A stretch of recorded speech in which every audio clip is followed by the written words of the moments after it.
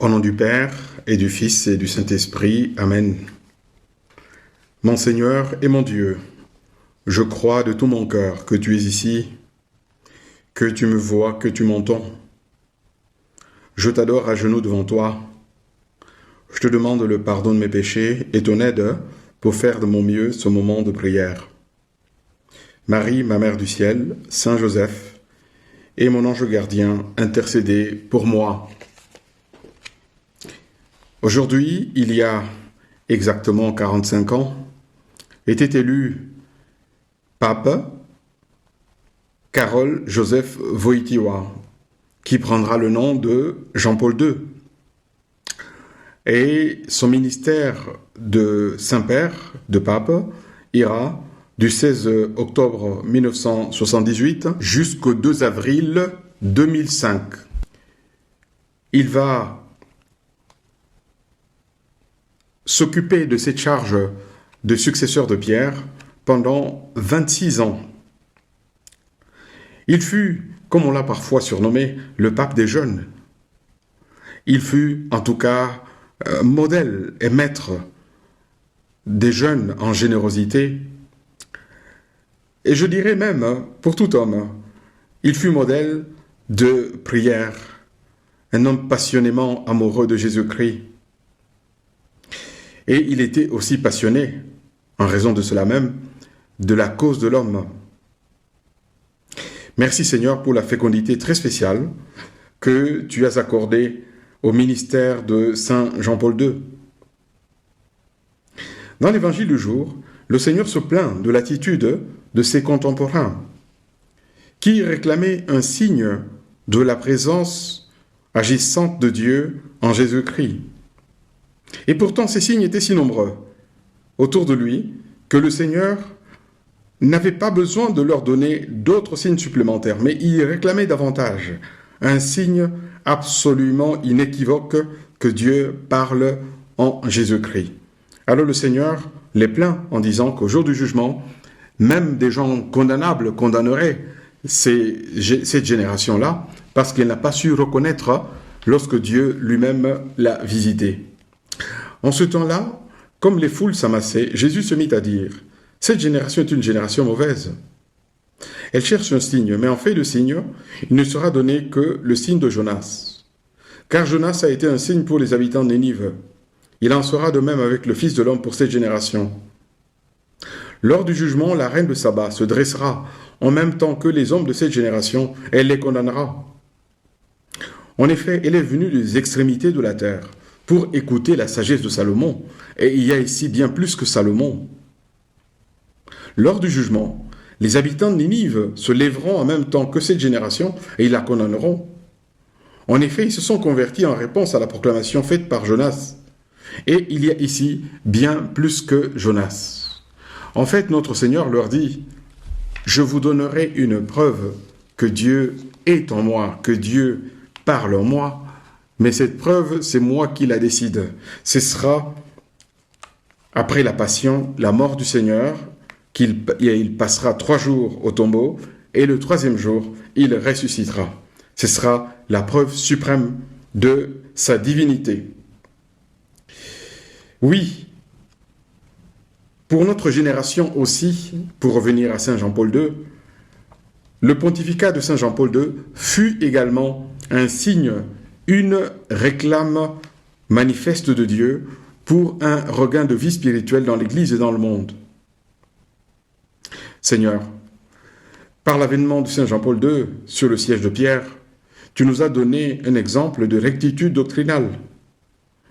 Tu nous as envoyé une invitation constante à prier et à faire de notre vie une vie de prière. Et surtout, tu nous as fait un clin d'œil pour faire de notre vie une offrande joyeuse en tout temps, même dans la souffrance, comme nous avons vu le vieux pontife souffrir vers les dernières années de sa vie sans se plaindre, en continuant à servir jusqu'au bout. À propos de la rectitude morale, plutôt doctrinale, de Saint Jean-Paul II, ceux d'entre nous qui ont peut-être 20 ans ou moins de 20 ans ont été épargnés du doute semé par l'idéologie marxiste et c'est turiféraire.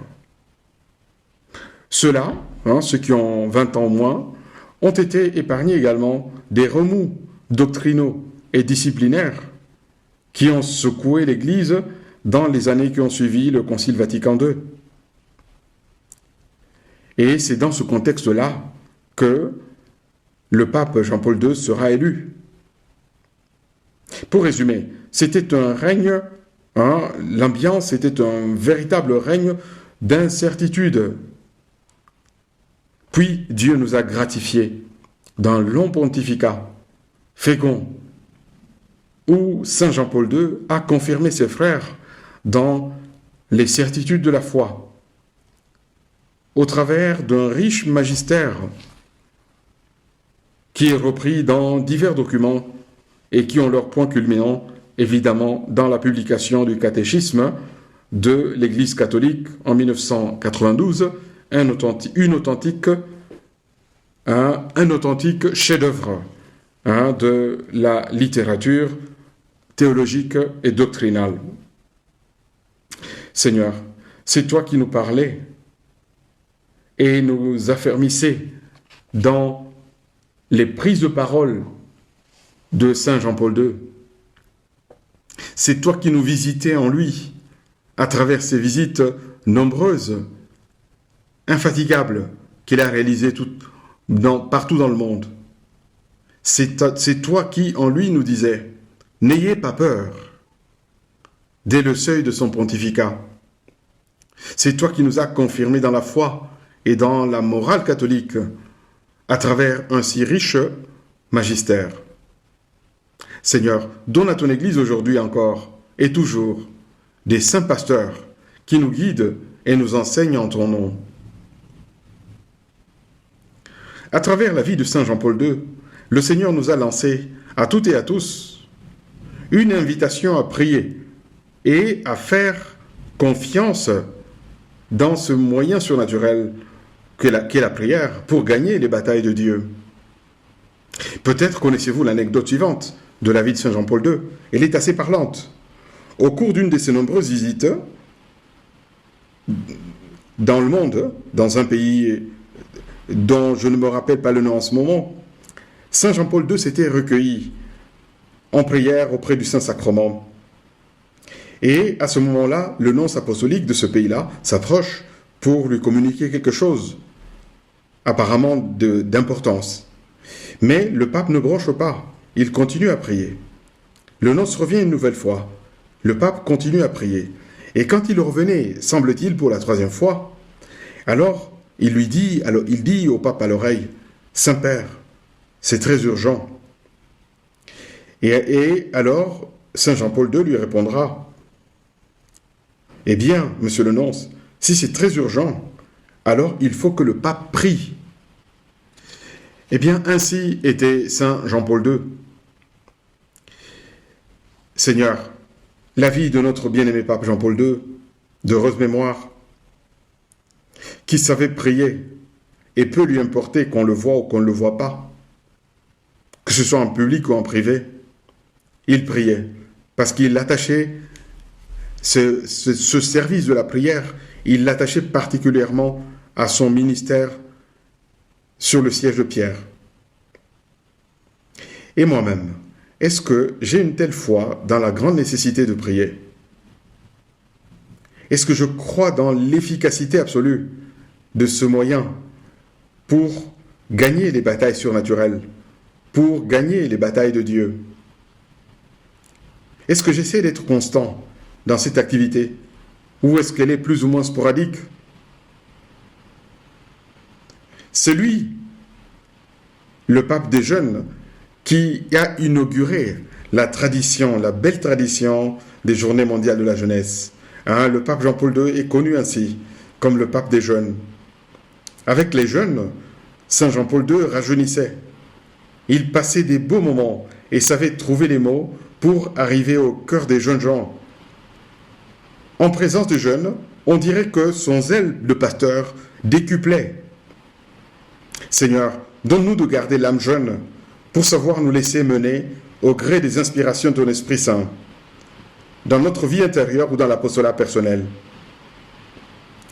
Saint Jean-Paul II avait l'habitude, vers la fin, plutôt pas vers la fin de sa vie, toujours, il faisait ainsi. Saint Jean-Paul II avait l'habitude de gratifier d'un chapelet toutes les personnes qui passaient à ses côtés ou qui venaient le voir. Il leur offrait un chapelet, comme pour leur dire, voici mon secret. Le secret de ce pontife, c'était un amour immense pour le Seigneur et une confiance aussi absolue dans l'aide de la Vierge Marie. Eh bien, que la Vierge Marie, à qui nous nous adressons en ce moment en terminant notre prière, intercède pour nous et pour toute l'Église, afin que le Seigneur procure à son Église des pasteurs selon le cœur du Christ. Je te remercie, mon Dieu, des bonnes résolutions, des beaux désirs et des lumières que tu as semées dans mon cœur pendant ce moment de prière. Je te demande de m'aider à les faire fructifier. Marie, ma Mère du ciel, Saint Joseph et mon ange gardien, accompagnez-moi toujours en chemin.